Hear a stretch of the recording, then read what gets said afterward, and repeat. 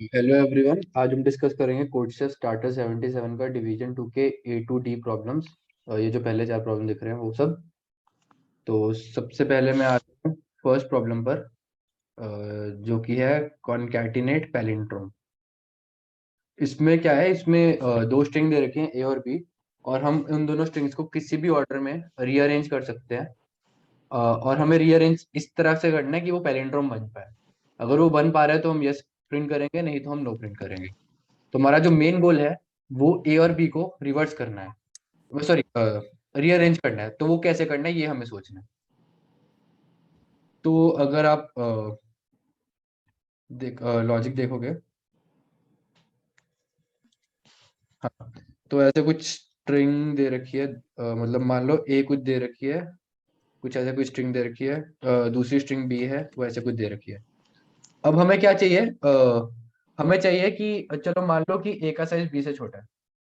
तो क्या होगा, सबसे पहले ए के कुछ लेटर्स होंगे स्टार्टिंग में, फिर बी के कुछ लेटर्स होंगे, फिर एंड में फिर से बी के कुछ लेटर्स ही होने वाले हैं।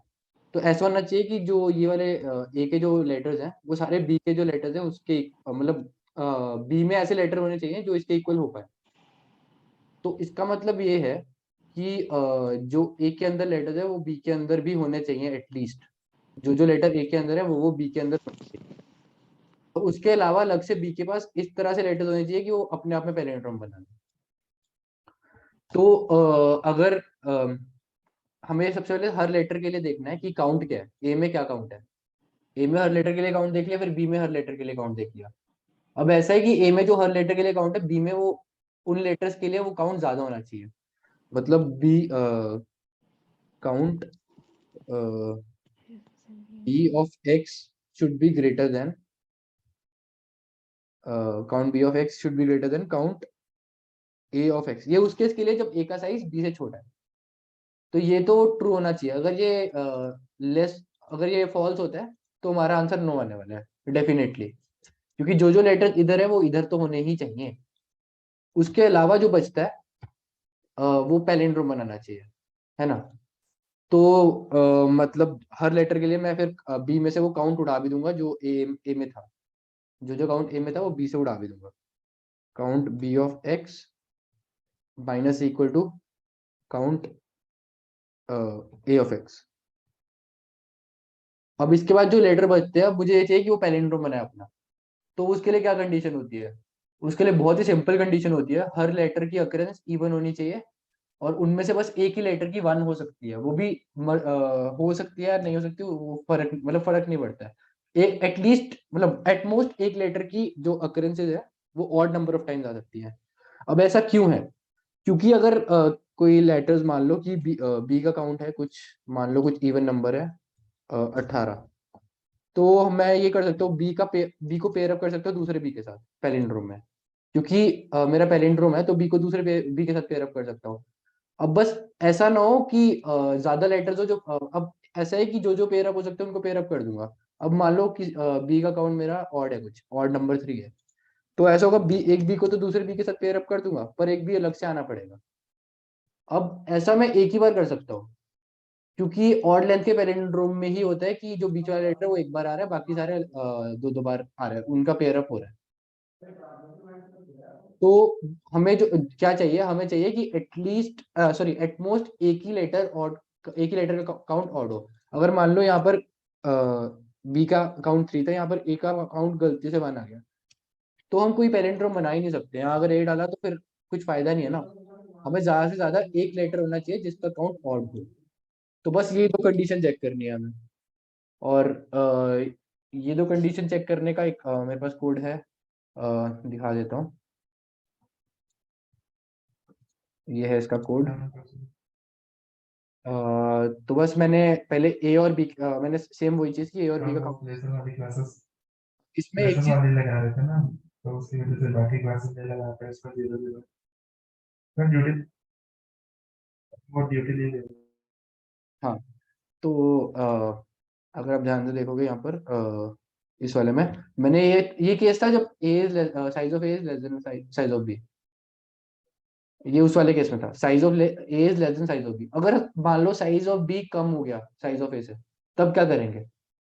एक्चुअली ये मतलब एक तरह से सेम ही कंडीशन है, काइंड ऑफ सेम कंडीशन क्यों है, क्योंकि मान लो हम स्ट्रिंग पीछे से देख रहे हैं, तो लाइक हमारा बी हमने ए बना दिया, ए हमने बी बना दिया, और हम पीछे से देख रहे हैं, तो पीछे से भी सेम ही चीज है ना, कि अगर इसका साइज कम है तो एटलीस्ट ए में उतने लेटर होने चाहिए कि ये greater than equal to this, इसके लेटर हो। हाँ, यहाँ पे ग्रेटर देन इक्वल टू आएगा। हाँ, तो बेसिकली सेम ही कंडीशन है, तो मैं क्या कर रहा हूँ, मैं बस स्वैप कर दे रहा हूँ। सो जब भी ऐसा होगा कि बी का साइज ए से कम होगा, तो मैं दोनों को स्वैप कर दूंगा, स्ट्रिंग ए स्ट्रिंग के बी स्ट्रिंग बी की जगह आ जाएगी, और एन और एम को भी मैं स्वैप कर रहा हूँ ऐसे। If N is greater than M, मतलब size of A is greater than size of M, तो मैं स्वैप एन को मैं एम भी कर रहा हूँ, और दोनों स्ट्रिंग्स को भी स्वैप कर रहा हूँ। अब मैं काउंट ले रहा हूँ ए और बी का। अब ये है कि जो ए है उसका लाइक उसका साइज कम है, तो ए और बी का अलग अलग से काउंट ले रहा हूँ मैं हर लेटर में। अब मैं एक ये चीज कर रहा हूँ। हाँ, तो मैं एक और कंडीशन चेक कर रहा हूँ कि टोटल मॉड्यूल, मैं एक्चुअली क्या कर रहा हूँ, जो सारे लेटर्स की अकरेंस है वो इवन है कि ऑड है। अगर ऑड है तो जेड में ऐड हो जाएगा, अगर इवन है तो जेड में कुछ ऐड नहीं होगा। मॉड्यूलो 2 का यही मतलब है, मतलब हर लेटर की occurrence a i plus b i के बराबर है ना, तो मैंने दोनों का सम लिया और जेड में ऐड किया। अगर तो ऑड होगा इनका सम, मतलब अकरेंसेस ऑड होंगी तो जेड में ऐड हो जाएगा। और अगर जेड जेड वन से ज्यादा है तो नो आना चाहिए, जो इसमें मैंने किया हुआ है, क्योंकि Z great less than equal to one ही होना चाहिए, मतलब ज्यादा से ज्यादा एक ही नंबर लेटर हो सकता है जिसकी अकरेंस ऑड हो। अब मैंने एक और कंडीशन चेक की जो मैंने इधर लिखी थी, यहाँ पर। अगर ये फॉल्स है, यानी कि count of B is less than count of A, तो नो आ जाएगा। तो मैंने एक वेरिएबल लिया हुआ है, बूलियन वेरिएबल लिया हुआ है, फिर उसको जीरो कर दिया अगर ऐसा हो जाता है, ए में काउंट ज्यादा हो जाता है बी बी बी में काउंट से। और सारे एक्चुअली मैं सारे लेटर्स पे चेक कर रहा हूँ, फिर उसके बाद ये चेक कर रहा हूँ कि ये फॉल्स है कि नहीं है। तो अगर ये फॉल्स है, या ये कंडीशन है, या फिर ये कंडीशन है, तो नो आएगा, नहीं तो यस आ जाएगा। तो ये है इसका सिंपल सा सॉल्यूशन। अगर हम टेस्ट केसेस पे भी देख ले तो यहाँ पर देखें अगर, तो ए में ए में एक जो पहली स्ट्रिंग है उसमें ए का काउंट वन है, और बी में ए का काउंट बी वन है। तो यहाँ तक तो ठीक है, एक्चुअली मैं ए और बी को स्वैप कर रहा हूँ, तो मैं लिख लेता हूँ यहाँ पे a b c d d a c.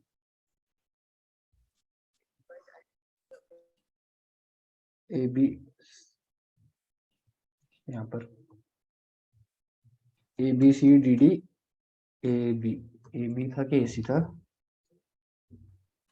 ए सी था, तो ए सी। तो मैं सबसे पहले तो स्वैप करूंगा, ये ए हो जाएगा और ए मेरा बी हो जाएगा। ठीक है, अब मुझे क्या करना है, अब मैं सबसे पहले ये चेक करूंगा कि सबके अकरेंसेस क्या है। तो ए के अकरेंस कितने हैं, दो।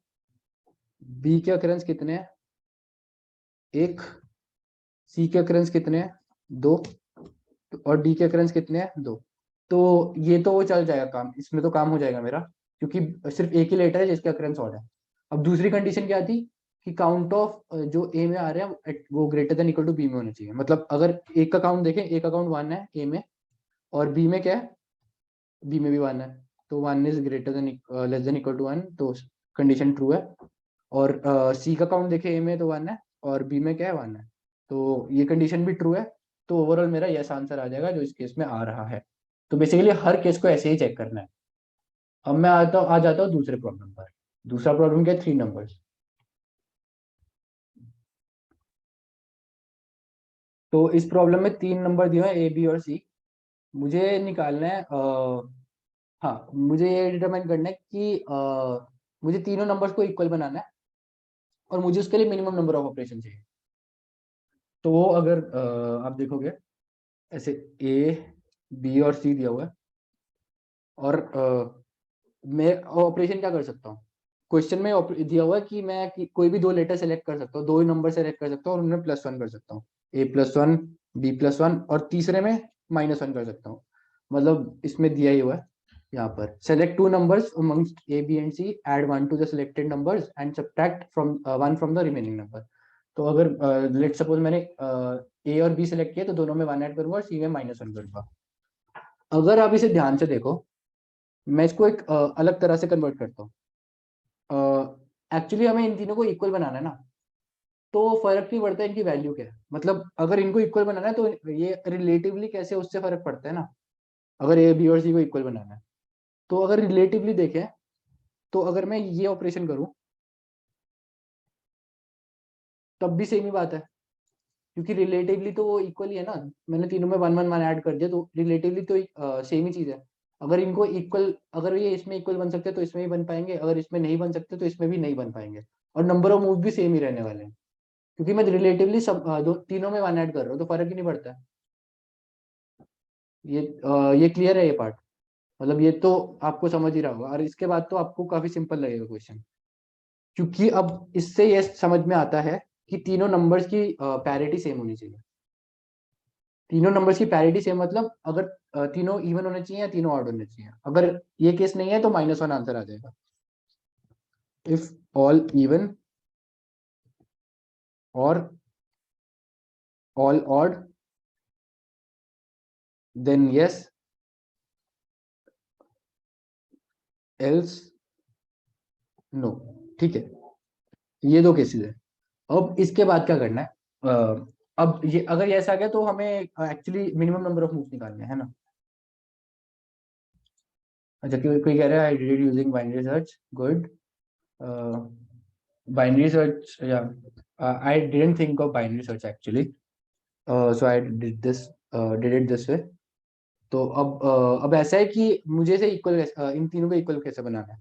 मान लो ए मेरा मैक्सिमम है, बी मेरा सेकंड नंबर पे आता है, सी मेरा थर्ड नंबर पे आता है। मतलब चलो सी मैक्सिमम मान लिया, बी सेकंड और ए सबसे छोटा है। मतलब ये सॉर्टेड फॉर्म में, ए बी और सी अलग अलग से सॉर्टेड फॉर्म में है। तो मैं क्या करूंगा, मैं सबसे पहले सी की इक्वल बनाने की कोशिश करूंगा दोनों के।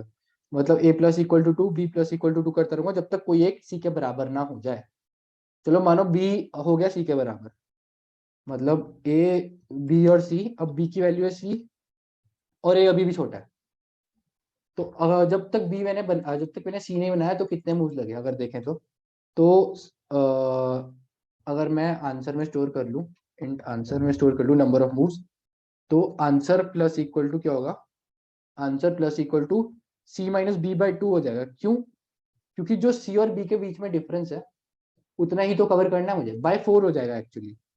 क्योंकि अगर आप ध्यान से देखोगे, मैं प्लस टू कर रहा हूँ, एक मिनट, नहीं हाँ प्लस बाय टू ही होगा, माय बैड। तो सी माइनस बी बाय टू होगा, इतने मूव लग रहे हैं बी को सी तक पहुंचने में। और इस इतने में ए कितने से बड़ा? ए बड़ा सी माइनस बी से, सॉरी ये, हाँ, सी माइनस बी से बड़ा। अब मेरे पास दो नंबर हैं, ए सी और सी।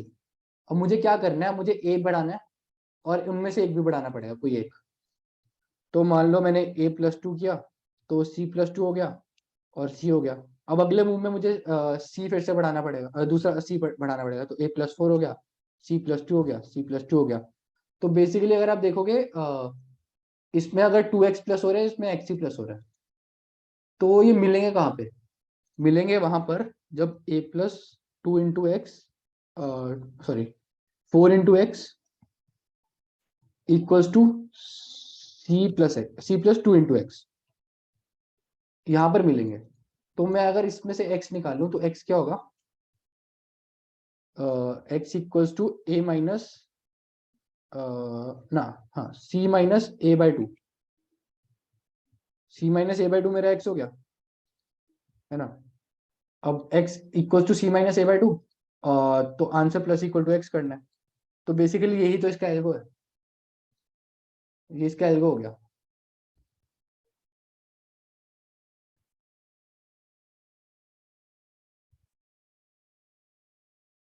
तो हाँ, बस इसका आंसर मतलब सिंपली बहुत ही सिंपल फॉर्म में भी आ जाएगा।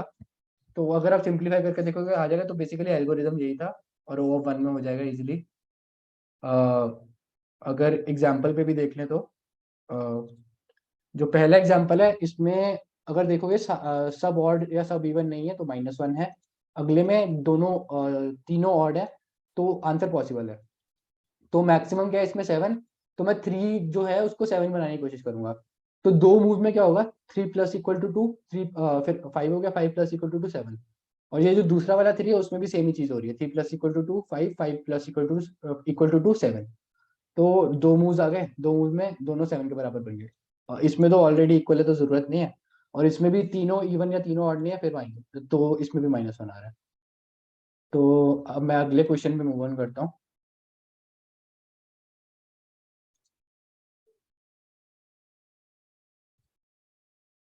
अगला क्वेश्चन है के पैलिंड्रोम, जो भी के इंक्रीमेंट पैलिंड्रोम। इसमें कुछ दे रखा है, एक अरे दे रखा है n साइज का, और एक इंटीजर के दे रखा है। और हम क्या कर सकते हैं, हम कुछ ऑपरेशन परफॉर्म कर सकते हैं अरे ए पर।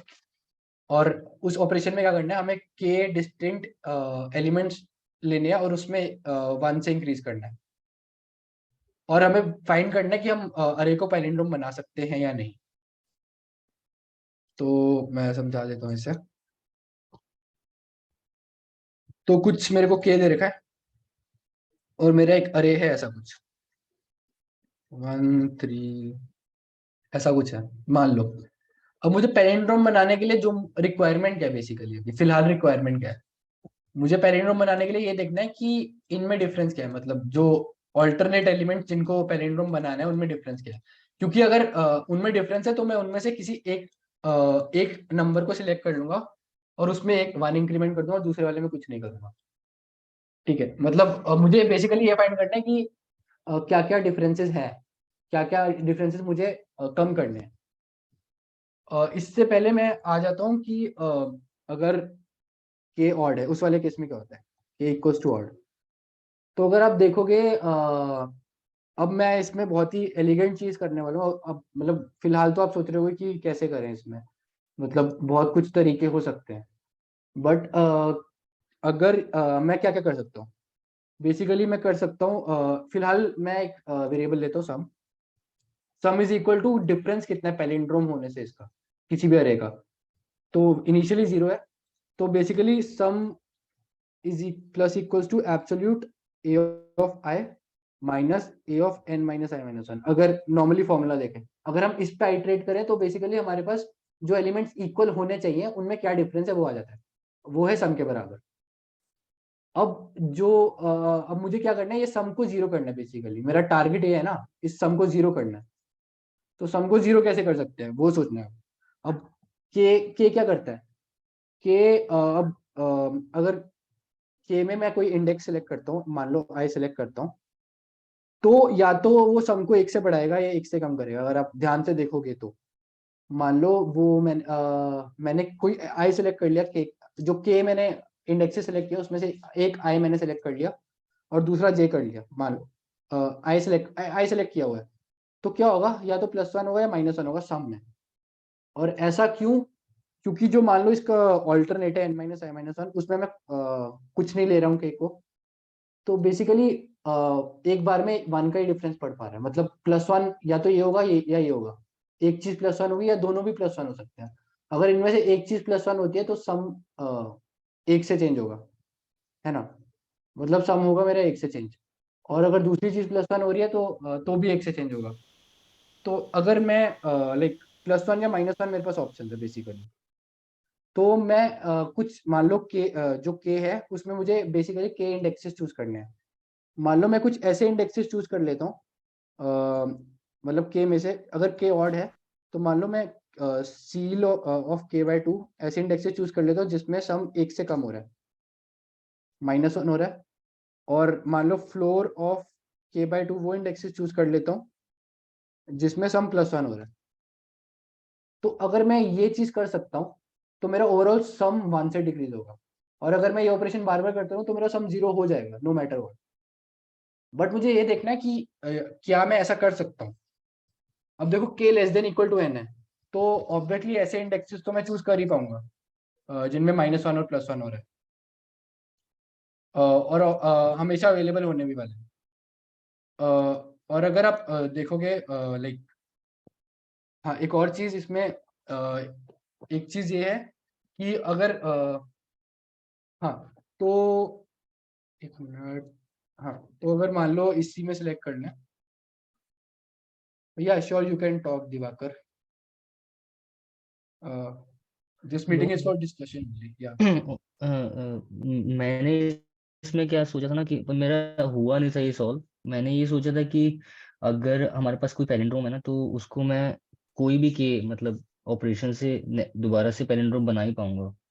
ये मैंने ऑब्जर्व किया था।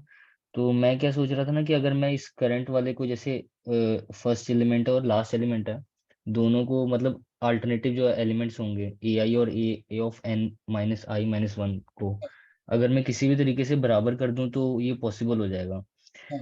के हिसाब से। तो मैंने क्या किया था ना कि जैसे 1 और 4 है, तो मैं 1 को 3 बारी अगर ऐड कर पाऊँ, और ऐसे ही सिमल्टेनियसली बाकी एलिमेंट्स के लिए भी जो भी आ रहा हो कर पाऊँ, तो हो जाएगा। तो मैंने वो डिफरेंस एक एरे में स्टोर किया था, और सोचा था कि के एलिमेंट्स हर बारी मैं चूज करके अगर मैं सबको मतलब बराबर बना पाऊंगा उसके ऑल्टरनेटिव एलिमेंट के, तो हो जाएगा। पर ये कैसे होगा, ये अप्रोच ने मेरे को आई थी। अच्छा, तो लाइक मुझे तुम्हारी अप्रोच तो अच्छे से समझी नहीं है, मतलब तुम्हारी जो मैं अप्रोच कर रहा हूँ उससे डिफरेंट है क्या काफी? थोड़ी सी मतलब, जो ये -1 और 1 वाला, ये मतलब थोड़ा बहुत मैच कर रहा है। अच्छा, ऐसा है। हाँ, तो हम्म बेसिकली हाँ, डिफरेंसेस मैंने भी डिफरेंसेस ही लिए हैं। अब मैं क्या कर हम्म रहा हूँ, मैं एक्चुअली देखो, बेसिकली अगर दो ऑपोजिट एलिमेंट्स हैं पैलिंड्रोम के, मैं दोनों पे वन वन वन दोनों पे लगा सकता हूँ, तो हम्म उससे फर्क हम्म नहीं पड़ता मेरा सम में। मुझे हम्म बेसिकली हम्म, वो चीज करना है जिसमें मुझे को डिक्रीज करना है सम। तो उसमें से कोई एक इंडेक्स उठाया मैंने, और दूसरे वाले को मतलब दूसरे वाले को नहीं उठाया, नहीं उठाया, हाँ। और बाकी सबको मैं बीच बीच में उठाता गया। उठाता लेकिन गया। फर्क ही नहीं पड़ रहा मैं किसको उठाऊं, मतलब ट्राई कर रहा हूँ कि सबको उठा लूं। हम्म। ठीक है।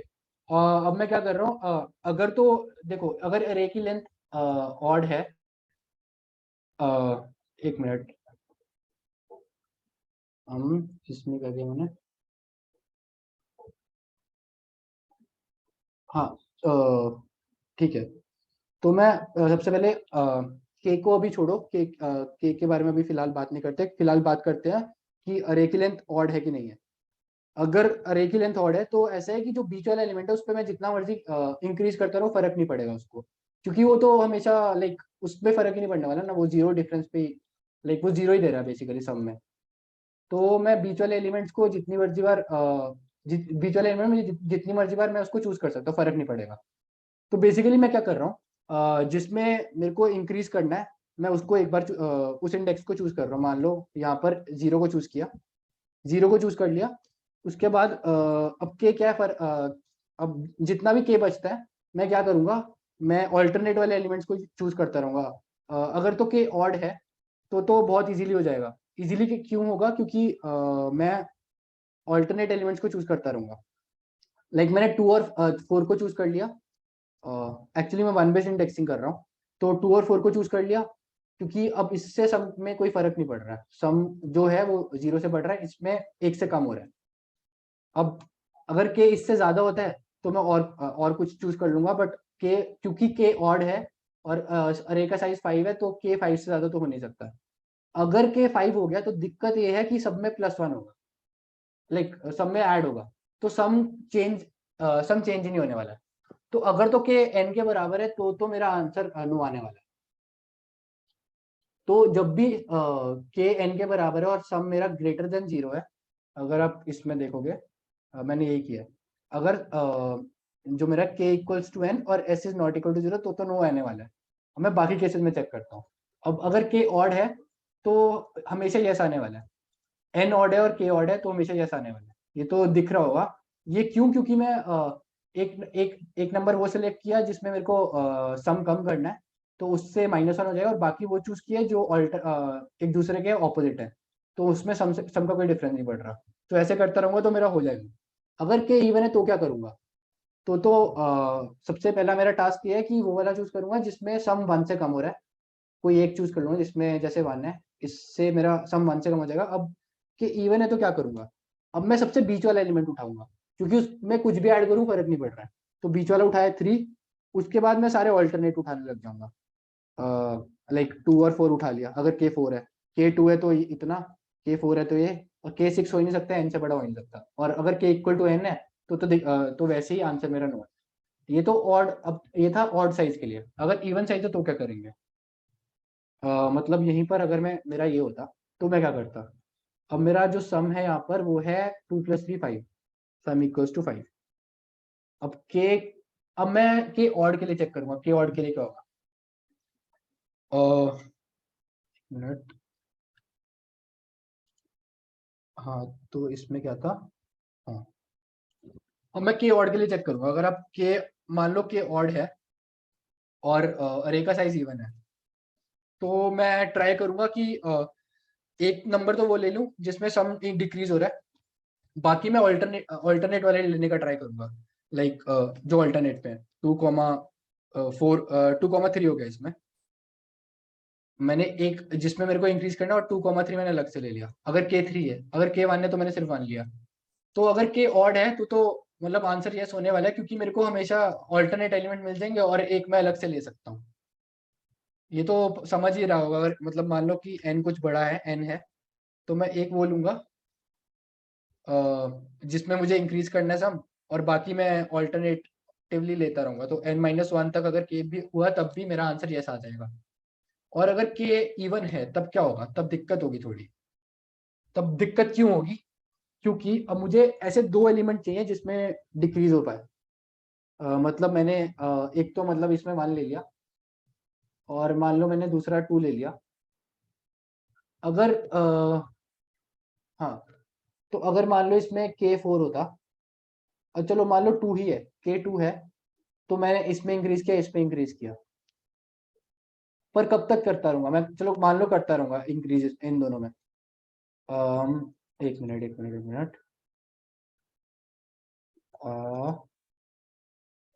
हाँ चलो ठीक है, ठीक है याद आया। हाँ तो के अगर इवन है तो मान लो के कुछ के है वैल्यू, तो मैं एक्चुअली इसको पार्ट्स में डिवाइड करूंगा, k/2 + 1, k/2 + 1 और k/2 - 1। अब ऐसा क्यों किया मैंने, मैं बस समझाता हूँ। अब k/2 + 1 के लिए मैं -1 वाले चूज करूंगा, k/2 + 1 के लिए +1 वाले चूज करूंगा, जिनमें +1 हो रहा है। अब जो जो लाइक जो ये पेयर्स हैं उनमें से जो कम है, अगर उस पर डालूं मैं एक ऑपरेशन, मतलब वो इंडेक्स चूज करूं तो उसमें ये सम -1 वाला होगा, और अगर इसमें करूं तो +1 वाला। मतलब जो बड़े जो एलिमेंट्स बड़े हैं उसमें +1 वाला ऑपरेशन होगा, और जो छोटे हैं उसमें -1 वाला होगा। तो नंबर ऑफ एलिमेंट जो बड़े हैं वो भी इक्वल है नंबर ऑफ एलिमेंट जो छोटे हैं, तो इसमें दिक्कत नहीं आएगी चूज करने में। पर किस चीज में दिक्कत आएगी, जो मेरा सम है वो इवन, लाइक जो सम में मेरा डिफरेंस पड़ रहा है वो इवन ही पड़ रहा है। मतलब -1, अगर आप देखो, लाइक मैं क्या कर रहा हूँ, k/2 + 1, तो इसका एक्चुअली डिफरेंस क्या आएगा, -2। तो सम मेरा 2 से डिक्रीज हो रहा है, पहले मैं 1 से डिक्रीज कर रहा था, अब 2 से हो रहा है। 1 से डिक्रीज हो नहीं पाएगा, मैं इवन को किसी तरह डिवाइड ही नहीं कर पाऊंगा उस तरह से, तो 2 से डिक्रीज होता रहेगा। अगर इसका मतलब ये है, अगर सम इवन है तो 0 आ जाएगा, अगर ऑड है तो नहीं आ पाएगा। तो बेसिकली यही तो लॉजिक है। अगर आप देखोगे मेरा कोड ध्यान से, सबसे पहले तो मैंने ये चेक किया की लेंथ n है कि नहीं, अगर है तो सम अगर 0 से बड़ा है तो नो आएगा। उसके बाद मैंने चेक किया अरे की लेंथ ऑड है कि नहीं, अगर ऑड है तो यस आएगा, जो हमने डिस्कस किया। इवन है तो हम दो कंडीशन चेक कर रहे हैं, अगर के ऑड है तो यस आएगा, या अगर नहीं है तो हम ये चेक करेंगे कि सम इवन है कि नहीं, अगर सम इवन है तो यस आ जाएगा, नहीं तो नो है। तो बेसिकली यही कुछ कंडीशन है जो मैंने आप लोगों को समझा दी है। लाइक इस टेस्ट केस पे भी अगर आप देख लो, ये तो ऑलरेडी चलो यस ही है। इस पे देखोगे अगर लेंथ इवन है, इवन वाले केस में मैं के चेक कर रहा हूँ, के ऑड है तो यस आएगा, तो सीधा यस आ रहा है। और इस वाले केस पे देखें लेंथ फिर से इवन है, के भी इवन है, तो मैं सम चेक करूंगा बेसिकली। तो सम यहाँ पर क्या है, 4 - 4 0, 5 - 6 1, 5 - 4 1, 1 + 1 2, तो सम 2 है तो यस आ रहा है क्योंकि इवन है सम। इस वाले केस में अरे इवन है, के भी इवन है, तो और सम देखा जाए तो 3 - 1 2, 2 + 3 - 2, जो कि 3 आ रहा है, सम 3 है जो कि ऑड है, इसलिए नो आ रहा है यहाँ पे। तो बेसिकली ये है थर्ड क्वेश्चन का लॉजिक। अब फोर्थ क्वेश्चन पर आ जाते हैं, yet another XOR sort. Sir last condition repeat कर दो, जब सम इवन है। अच्छा चलो मैं एक बार दोबारा समझा देता हूँ, सम इवन में क्या हो रहा है। सम इवन है तो बात यह है कि लाइक अगर तुम के को डिवाइड करो, के भी इवन है, सम इवन है और के भी इवन है, वो वाला केस है। तो अगर तुम देखोगे के इवन है, इस वजह से सम में +1 या -1 हो रहा है हर ऑपरेशन में, है ना। मतलब सम में जो फर्क पड़ रहा है वो +=1 या माइनस, जो जो हर एक के है, तो या हर एक जो के है उसमें या तो +1 होगा या -1 होगा। तो सम में जो डिफरेंस पड़ रहा है वो इवन ही पड़ रहा है, क्योंकि के इवन है हमारा। मतलब के टाइम्स +1 या -1 हो रहा है, +=1 हो रहा है या -1 हो रहा है। ये दो ही चीज हो सकती है, +=-1 या +=1, और ये के बार हो रहा है। तो सम में जो डिफरेंस पड़ेगा वो इवन ही पड़ेगा, मतलब ऑड नहीं पड़ सकता। तो सम इवन ही होना चाहिए, क्योंकि अगर ऑड हो गया तो नो आ जाएगा। ये समझा अब? हाँ चलो, अब मैं नेक्स्ट क्वेश्चन पर आता हूँ, जो कि है येट अनदर जॉर सॉर्ट। इसमें क्या है, हमें दे रखा है कि n नंबर है अरे में, और हम एक ऑपरेशन ऐसा कर सकते हैं, कोई हमने इंडेक्स i चूज किया, और उसके अलावा हमने के अलग से उस अरे में नंबर चूज किए, और उन सबका जोर लेके ith इंडेक्स वाले पे डाल दिया। अगर हमने ये किया तो मतलब ये करके हमें ये करना है कि हमें नंबर्स को सॉर्ट करना है। तो बेसिकली मान लो हमारे पास एक अरे है कुछ ऐसा, 1 5 3 2 4 ऐसा कुछ। तो हमें इसको सॉर्ट करना है। तो सबसे पहले तो हम सॉर्टेड अरे देखेंगे। सॉर्टेड अरे क्या है, b = 1 3 4 5। तो बेसिकली हमें ये देखना है कि हर नंबर को हम अब मैप करने वाले हैं कि कौन सी पोजीशन पे लाना है। तो अगर हम देखें तो फर्स्ट पोजीशन पे रहेगा, तो कोई दिक्कत नहीं है। मतलब सॉरी क्या कर रहा हूँ, हाँ ये 3। तो 1 को 1 के साथ किया। अब सेकंड पोजीशन पे क्या आना चाहिए, 3। तो उसकी ए में क्या पोजीशन थी, 3। तो 2 पे 3 वाला आना चाहिए। अब थर्ड पोजीशन पे क्या है, 4, और फोर्थ की क्या पोजीशन है, 4। तो थर्ड पे फोर्थ आना चाहिए, और फिफ्थ पोजीशन पे सॉरी फोर्थ पोजीशन पे क्या है, 5, और 5 की पोजीशन क्या है, 2। तो फोर्थ पे 2 आना चाहिए। तो बेसिकली ये चीज होनी चाहिए। अगर आप देखोगे ये एक तरह से ग्राफ है, डायरेक्टेड ग्राफ। तो बेसिकली ये एक साइकिल है, ये दूसरी साइकिल है, दो ही साइकिल है इसमें। तो हमें एक्चुअली साइकिल्स को अलग अलग से टैकल करना है। अलग साइकिल पे अलग आंसर, मतलब अलग अलग साइकिल के लिए अलग से आंसर निकालना है, क्योंकि फर्क नहीं पड़ता है इसमें, मतलब ये इंडिपेंडेंट है एक दूसरे से।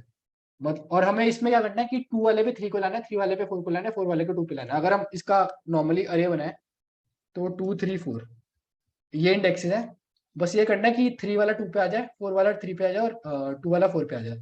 अब इसके लिए हमें कुछ सीक्वेंस ऑफ ऑपरेशन बनाना है, ताकि ये शिफ्ट हो पाए जोर से। तो अगर मैं देखूं तो मैं इसका आपको सॉल्यूशन बता ही देता हूँ, जो मेरे को स्ट्राइक किया था। मैं सबसे पहले क्या करूंगा, लास्ट वाले पे सबका जोर स्टोर कर लूंगा। मतलब अगर मैं इसको नॉर्मली ये 2 3 4 है, तो मैं इसको XYZ कर देता हूँ, ताकि समझना आसान हो, मतलब जनरलाइज हो पाए। तो X, Y, और लास्ट वाले पे मैं क्या कर रहा हूँ, सबका जोर स्टोर कर रहा हूँ, X जोर Y जोर Z।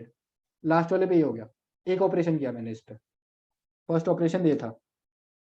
फर्स्ट ऑपरेशन पे मैंने क्या किया, मैंने लास्ट वाला चूज किया जो कि 3 है, और 3 पे क्या किया, 3 पे के = 3 है, और 1 2 3 ये यूज किया, है ना। अब अगला ऑपरेशन मैं क्या करूंगा, अगर आप ध्यान से देखो, अगर मैं इस पे सेम ऑपरेशन करता हूँ, सबका जोर लूं अगर, तो Z आ जाएगा सबका जोर। अब अगर देखोगे Z है, तो मुझे Z यहाँ पर चाहिए। तो क्या हो रहा है, XZ, X जोर Y जोर Z। और इस पे भी सेम टू सेम ऑपरेशन हुआ, बस यहाँ पे 3 की जगह 2 आ गया। अगर आप देखोगे पूरे अरे का जोर क्या है, Y। तो अगर मैं अब मुझे Y यहाँ पर चाहिए, तो यहाँ पर Y आ जाएगा अगले ऑपरेशन में, Y, Z, X जोर Y जोर Z। अब मैं फिर से वही ऑपरेशन कर रहा हूँ, सबका जोर लिया X, और इस पे मैंने X डालना है, तो मैंने वो डाल दिया, Y, Z, X। तो मेरा अरे ट्रांसफॉर्म हो गया सिर्फ 4 मूव में। अगर इसको जनरलाइज करें, अगर n साइज की साइकिल है, तो n+1 मूव्स में पूरा का पूरा इसका सॉल्यूशन आ जाएगा। अगर आप सोचोगे कि मेरे को ये इंट्यूशन कैसे आया, तो मैंने सोचा कि सबसे पहले मैं एक्चुअली क्या कर रहा हूँ, मैं सबका जोर ले रहा हूँ। अगर मैंने सबका जोर ले लिया और किसी एक एलिमेंट को रिप्लेस कर दिया, तो ऐसा हो जाएगा उस एलिमेंट के अलावा सारे एलिमेंट्स प्रेजेंट होंगे। लाइक मैंने इन जनरल कुछ ऐसे सीक्वेंस थी, तो मैंने मतलब मान लो ऐसा कुछ है नंबर्स ABCDE, और मान लो कुछ ऐसे करते करते Z तक है। अब मैंने अगर सब इस पे सबका जोड़ ले लिया, लास्ट वाले पे मैंने सबका जोड़ ले लिया मान लो, जो कि इक्वल टू मैंने ले लिया कुछ AZ, सबका जोड़ इक्वल टू AZ है। तो मैं अगर लास्ट वाले को AZ से रिप्लेस कर दूं तो पूरे का जोड़ क्या होगा? पूरे का जोड़ Y हो जाएगा, Z हो जाएगा बेसिकली। पूरे का जोड़ इक्वल टू Z होगा। अब मैं पूरे का जोड़ अगर Z है तो मैं जो पिछला वाला एलिमेंट है उस पे पूरे का जोड़ डाल दूं अगर, तो अगर मैं उस पे पूरे का जोड़ डाल दूं तो क्या वो होगा? तो अगर आप देखोगे जो एलिमेंट मिसिंग है पूरे अरे का जोड़ वो होगा। तो फिलहाल अगर Z मिसिंग है तो पूरे अरे का जोड़ Z होगा, और अगर मैं Z को वहां डाल दूं जहां पे उसको आना चाहिए था, फिर Y मिसिंग हो जाएगा, तो पूरे अरे का जोड़ Y होने वाला है, क्योंकि उसके अलावा सारे एलिमेंट्स हैं और सारे एलिमेंट्स का जोड़ है। Y के अलावा सारे एलिमेंट्स प्रेजेंट है और सारे एलिमेंट्स का जोड़ भी प्रेजेंट है, तो सबका जोड़ Y आने वाला है। तो बेसिकली नॉर्मली हमें क्या दिक्कत आ रही थी, अगर हम नॉर्मली करते A, B, C ऐसे करते, तो मैं क्या कर रहा, नॉर्मली अगर मैं करूँ तो मैं इसका जोड़ ले लूंगा, मतलब सिर्फ एक एलिमेंट का, और मैं A को रिप्लेस कर दूंगा B से, B, C हो जाएगा। अब मेरा एक गायब हो गया, मुझे A को कहीं स्टोर करना था ताकि मैं A को बाद में रिस्टोर कर पाऊँ। मतलब मुझे A यहाँ चाहिए पर A यहाँ पर गायब हो गया, दिक्कत वो आ रही है। तो मैं रिस्टोर करने का यही तरीका है कि मैं सबका जोर ले लूँ एक बार, तो मेरे एक तरह से मेरे पास सबका जोर है ऑलरेडी, मतलब सबका इंडिविजुअली जोर भी होगा, मतलब A से लेकर Z तक सबका जोर होगा मेरे पास। तो वो रिस्टोर करने के लिए मैंने लास्ट एलिमेंट में सबका जोर लिया। अब जो जोर प्रेजेंट नहीं है तो मैंने एक एक करके वो जोर लाइक सबसे पहला Z प्रेजेंट नहीं है, तो मैंने Z को लाया वापस अरे में, और Z किसकी जगह लाया? Y की जगह। अब Y की जगह लाया तो Y प्रेजेंट नहीं है, Y प्रेजेंट नहीं है तो वो आएगा X पर, और अब X प्रेजेंट नहीं है, तो बेसिकली मैं एक एक करके सबको निकालता गया, मतलब पीछे से आया, एक एक करके सबको निकालता गया, और लास्ट वाले में ये वाला डाल दिया। तो बस यही है इसका सॉल्यूशन बेसिकली, कि लास्ट वाले में सबका जोड़ लिया, फिर से पूरे अरे का जोड़ लेके इसमें डाला, पूरे अरे का जोड़ लेके अगले वाले में डाला, पूरे अरे का जोड़ लेके दूसरे वाले में डाला, एंड फिर लास्ट में एंड वाले में भी पूरे अरे का जोड़ डाल दिया। तो ये थे चारों क्वेश्चंस के सॉल्यूशन। लाइक अगर मैं इस पे भी समझा दूं एग्जांपल पर इसको, ये वाला एग्जांपल देख लो अगर, मतलब एग्जांपल पे क्या जनरली समझा दिया तो एग्जांपल पे भी वैसे ही काम करेगा। तो थैंक यू गाइज, ये था इसका फोर्थ का सॉल्यूशन, और मैंने यहीं तक किया कॉन्टेस्ट, तो लाइक ये था चारों क्वेश्चन का सॉल्यूशन। तो thank you, I am done for today.